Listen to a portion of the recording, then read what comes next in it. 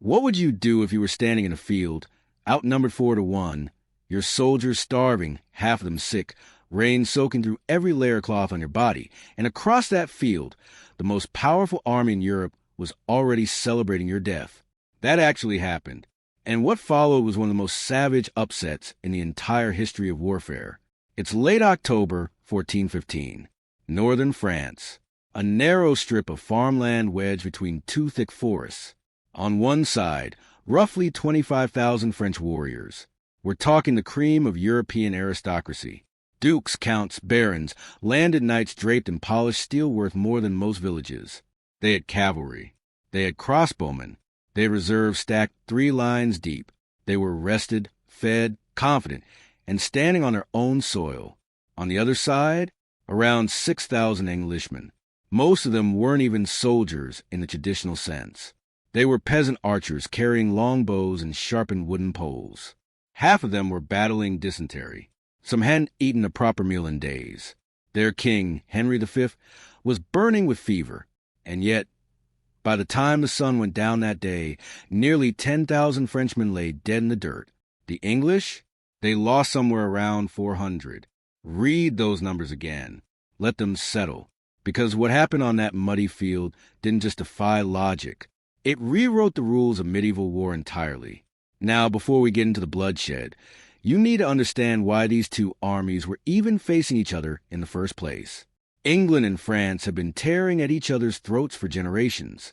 Decades of conflict over thrones, territory, and dynastic pride. Historians call it the 100 Years' War, and by 1415, England was not in a strong position. The country had been gutted by plagues, tore apart by internal politics, and drained financially. Nobody in their right mind would have launched an invasion of France under those conditions. But Henry wasn't interested in playing it safe. He was young, he was ambitious, and he was absolutely consumed by the idea of restoring English prestige on the continent. He needed a win, not a small one, a defining one, something that would silence every critic back home and force France to the negotiating table. So in August of 1415, he crossed the Channel and laid siege to the port town of Harfleur. He took it, but it cost him dearly. Disease ravaged his camp like wildfire. Dysentery, specifically. Soldiers were collapsing faster than the enemy could kill them. Supplies dried up. Reinforcements never came. By the time Harfleur fell, Henry's army was a shadow of what it had been. The smart move at that point was to pack up and sail home. Cut your losses. Live to fight another day. But Henry didn't do that.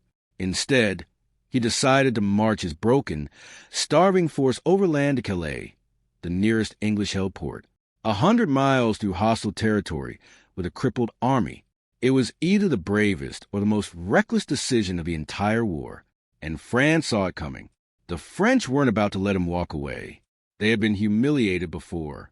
Crécy, Poitiers, 2 devastating defeats that had haunted French military pride for 70 years. This was their chance to settle old scores and bury English ambition for good. So they assembled a force that was, by any reasonable standard, overwhelming. Around 10,000 dismounted knights formed the vanguard. These were armored nobles, men who had trained their entire lives for close-quarters killing. Behind them stood 6,000 heavy men-at-arms. Veterans carrying swords, poleaxes, maces, everything designed to crack open armor and crush bone. On the flanks, 4,000 mounted cavalry, split evenly, 2,000 on each wing, built for devastating shock charges. And behind all of that, another 5,000 troops. Crossbowmen, archers, militia, a wall of steel and flesh stretching across the valley like a slow-moving flood. Their plan was simple. Surround the English, overwhelm them with sheer mass, end it in one swift, crushing blow. They weren't preparing for a battle. They were preparing for slaughter. Henry's army stumbled into the area around Agincourt on the night of October 24th. Rain was falling in sheets. The ground had turned into thick, sucking clay. English soldiers huddled under whatever cover they could find. Some had tents. Most didn't. They sat in the open, shivering, hollow-eyed, too exhausted to even speak. No fires, no food, just darkness, cold rain, and the knowledge that tomorrow would probably be their last day breathing. Meanwhile, across the valley, the French camp was lit up like a festival. Nobles sat around tables eating roasted meat and drinking wine. They laughed, boasted, made wagers on how many English lords they'd capture for ransom. Some of them reportedly had their finest clothes laid out, ready for the victory parade they expected by noon. A few were already arguing over who would get credit for the kill. Henry walked among his men that night, quietly, no grand speeches, no theatrics. He looked them in the eye and told them the truth. They might not survive tomorrow, but if they fell, they would fall fighting, and that would mean something. The camp went silent after that. No singing, no bravado, just a steady drum of rain on mud. And somewhere in the distance, the faint sound of French laughter carrying on the wind. Then morning came, and with it, the field revealed itself. The ground between the two armies was a narrow corridor, flanked on both sides by dense woodland, the trees pressing tight, squeezing the available space down to a strip barely wide enough for a few hundred men to stand shoulder to shoulder. This was crucial. This single geographic detail would decide everything, because in a wide-open field, 25,000 soldiers could fan out in circle and annihilate a smaller force with ease. But in a bottleneck like this, numbers became a liability. You couldn't spread. You couldn't flank. You could only push forward, body against body, into whatever waited at the other end. Henry understood this instantly. He arranged his 6,000 men into a single thin line stretching from tree line to tree line. His men-at-arms held the center. His longbowmen filled the wings and the gaps. And those longbowmen did something that would prove critical. They hammered sharpened wooden stakes into the soggy earth in front of their positions, angling them outward like the teeth of some enormous jaw. Any cavalry charge that reached them would impale itself before a single sword was swung. Across the field, the French formed up in their massive blocks. The front rank alone held 10,000 dismounted knights. They'd been forced off their horses because the ground was too waterlogged and the corridor too narrow for effective mounted combat. Behind them, 6,000 men-at-arms packed in tight. On the wings, 2,000 cavalry on each side, still mounted, waiting for the signal to sweep around and crush the English archers. And behind everything, the crossbowmen and reserves, a human tidal wave, compressed into a funnel of iron and ambition. For a long time, nothing happened. The two armies just stared at each other across the mud. The French were content to wait. Their strategy was patience. Let the English sit there. Let them starve. Let disease and exhaustion do the killing for them.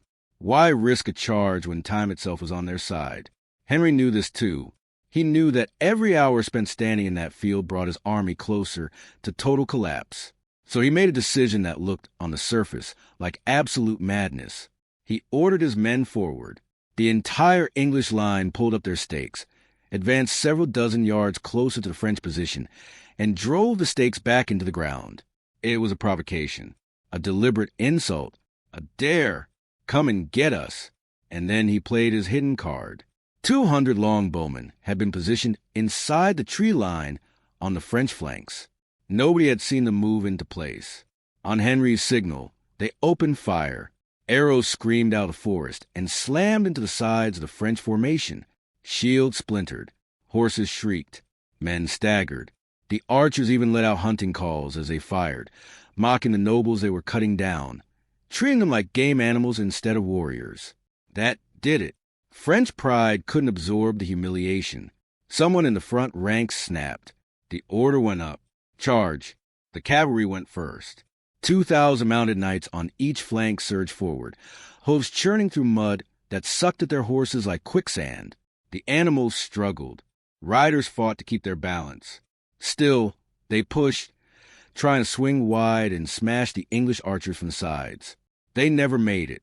The longbowmen turned on them with everything they had. Thousands of arrows ripped through the air in dense, whistling volleys. Visors cracked. War horses collapsed mid-stride, throwing their riders into the muck. Panicked animals veered sideways and crashed into the dismounted infantry behind them, scattering formations before the main assault had even begun. The cavalry attack, meant to be the decisive blow on the flanks, disintegrated in minutes. Shattered riders and dying horses littered the approach, creating obstacles that the infantry behind them now had to climb over. Then the main body advanced. 10,000 dismounted knights, shoulder to shoulder, wading through ankle-deep mud toward the English stakes. Arrows rained on them the entire way. Now, full-plate armor could stop most arrows at range. But these weren't clean hits to the breastplate. English longbowmen had been trained to aim for gaps, joints, visors, necks, the spaces where steel didn't fully cover. Arrows punched through eye slits, shattered knee joints, severed tendons, crushed throats. By the time the French vanguard reached the English line, hundreds of knights were already bleeding, limping, or crawling, and then they hit the stakes. The narrow corridor forced the entire French mass into a tighter and tighter space. Men couldn't swing their weapons properly.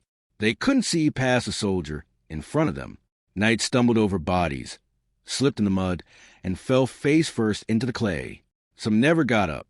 Their armor, designed to protect them in combat, became iron coffins. 60, 70 pounds of steel dragging them down into earth, so soft it swallowed men whole. English men-at-arms braced behind the stakes and struck downward at trapped, floundering knights who couldn't raise their arms to defend themselves. And then the second French wave arrived. 6,000 men-at-arms pushing from behind, shoving forward into the backs of their own front line. They didn't reinforce the attack. They compounded the disaster. The French weren't fighting the English anymore. They were crushing themselves. Bodies piled on bodies. Men suffocated under the weight of their own comrades. The corridor became a grinding press of steel, mud, and dying men with no room to fight and no space to retreat. Henry saw the moment. He held his ground. Let them come. Let the mud do its work. And then the longbowmen did something that changed the battle forever. They dropped their bows. They picked up axes, hammers, daggers, anything with an edge or a point, and they waded into the chaos from the flanks. These archers were lightly armored, leather and cloth. They moved through the mud like wolves while the French, locked inside their steel shells, could barely turn their heads. The bowmen went low, stabbing through visors, hammering at joints, dragging knights down and finishing them in the muck. It was brutal, close, ugly work. No glory, no chivalry, just killing. In the middle of all of it, Henry himself was fighting in the front ranks, sword in hand, surrounded by his household guard, covered in mud and blood. At one point, a group of French knights targeted him directly. They dented his crown. They nearly brought him down. But he held, his men held, and the French kept dying. At the rear of the French formation, the remaining 5,000 troops, crossbowmen, archers, levies, stood watching the carnage unfold ahead of them. They could see their nobles falling. They could hear the screams. Advance into that? Retreat and face disgrace? They froze, paralyzed by a disaster none of them had imagined possible. Eventually, the third line simply turned and walked away. They left the field without ever raising a weapon. By early afternoon, it was finished.